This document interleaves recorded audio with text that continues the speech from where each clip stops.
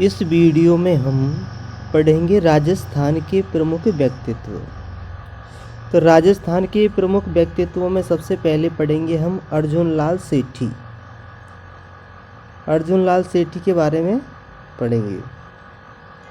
तो अर्जुन लाल सेठी का जन्म 9 सितंबर 1840 को जयपुर के जैन परिवार में होता है। महाराजा कॉलेज से ये बीए की डिग्री हासिल करते हैं, महाराजा कॉलेज से। फिर इसके बाद में इन्हें राज्य सेवा का प्रस्ताव आता है। तब ये कहते हैं कि मैं राज्य की नौकरी करूँगा तो अंग्रेज़ों को भारत से कौन निकालेगा। जब इनको राज्य सेवा का अवसर मिला तब इन्होंने कहा कि अगर मैं राज्य की नौकरी करूँगा तो अंग्रेज़ों को भारत से कौन निकालेगा। 1905 ईस्वी में जैन प्रचारण समिति की स्थापना की जाती है। इनके द्वारा 1905 में जैन प्रचारणी समिति की स्थापना की जाती है, जो अब वर्धमान पाठशाला के नाम से जानी जाती है। इसमें क्रांतिकारियों को प्रशिक्षण दिया जाता था। राजस्थान में सशस्त्र क्रांति की योजना बनाई गई थी और इस योजना में धन की आवश्यकता पड़ी।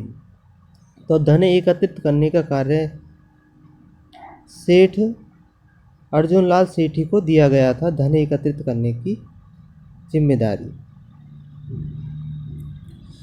फिर बेलोर में इनको निमेज हत्याकांड में, यानी बनारस के एक महंत थे जिनकी हत्या हो गई थी और उस हत्या को निमेज हत्याकांड नाम दिया। और इस निमेज हत्याकांड के आरोप में इनको बेलोर जेल भेज दिया जाता है और वहाँ पर इस 7 दिन का अनशन करते हैं। और यह अनशन देश के राजनीतिक इतिहास में पहला अनशन माना जाता था। फिर इसके बाद में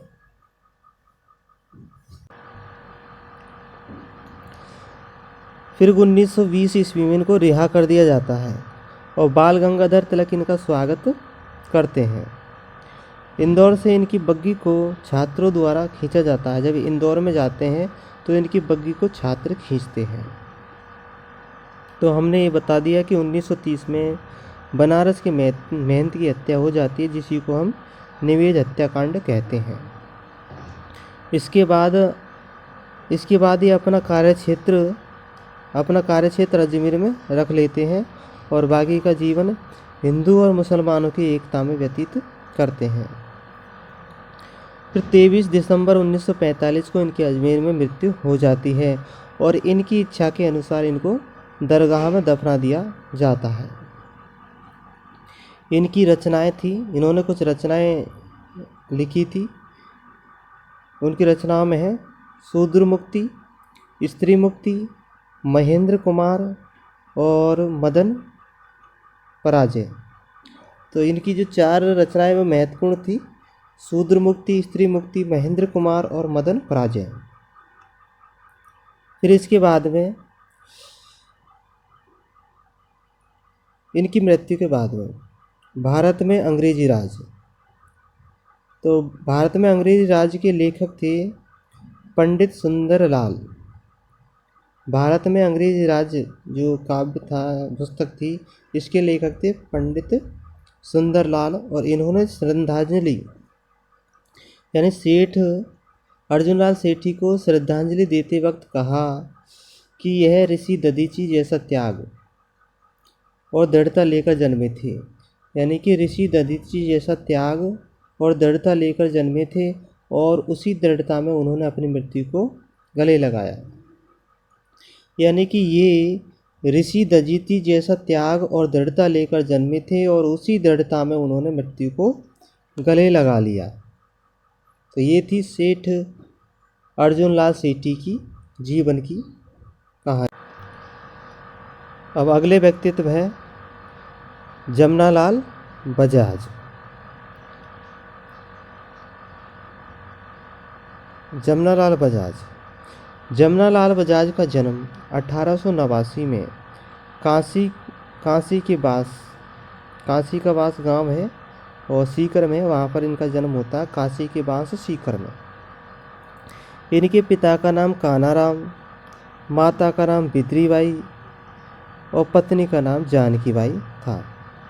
विद्यार्थी काल में इन्होंने 100 रुपये बचाए और इन 100 रुपये का चंदा दिया था बाल गंगाधर तिलक द्वारा दैनिक समाचार पत्र चलाया जाता था केसरी, उसके हिंदी संस्करण में इसको चंदा के रूप में दिए थे 100 रुपये विद्यार्थी काल में बचाकर।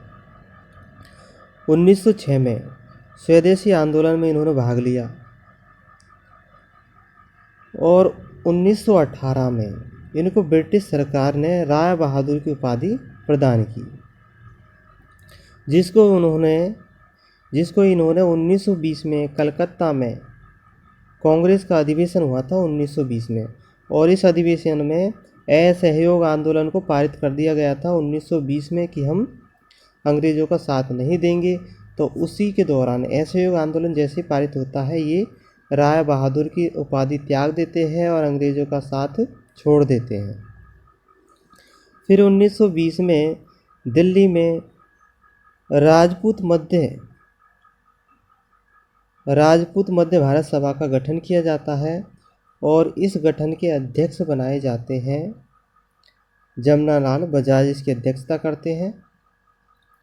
और हिंदी को ये ईमान की भाषा मानते थे, इन्होंने हिंदी को ईमान की भाषा कहा था और इसी कारण इन्होंने हिंदी के प्रचार प्रसार के लिए राष्ट्रीय भाषा प्रचार समिति का गठन किया और जितने भी हिंदी के समाचार पत्र थे उनको इन्होंने आर्थिक सहायता प्रदान की। और ये समाचार पत्र हैं नवजीवन, त्यागभूमि, प्रताप, राजस्थान केसरी। फिर 1921 में इन्होंने वर्धा में सत्याग्रह आश्रम की स्थापना की और सीकर में हरिजन पाठशाला खोली। 1927 में इन्होंने चरखा संघ की स्थापना की।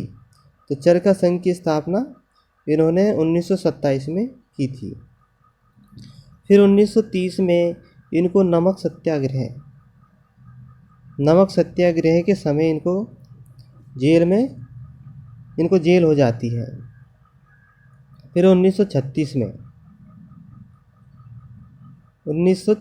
में ये जयपुर प्रजामंडल का पुनर्गठन करते हैं। जयपुर प्रजामंडल का पुनर्गठन 1936 में जमनालाल बजाज करते हैं। फिर 1940 में विनोबा भावे के व्यक्तिगत सत्याग्रह में भाग लेते हैं। विनोबा भावे के व्यक्तिगत सत्याग्रह में भाग लेते हैं और विनोबा भावे को अपना गुरु बना लेते हैं। 1942 में इनकी मृत्यु हो जाती है और ये स्वयं को चौथे नंबर का गुलाम मानते थे।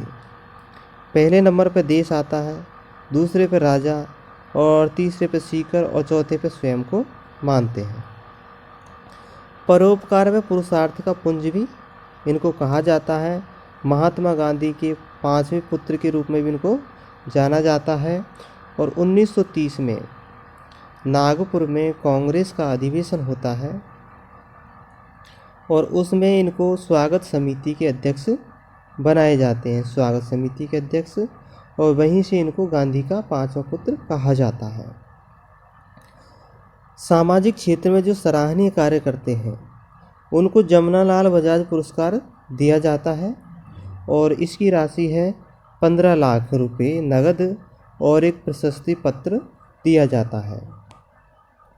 तो ये थी सेठ जमनालाल बजाज का व्यक्तित्व, राजस्थान में इनका योगदान।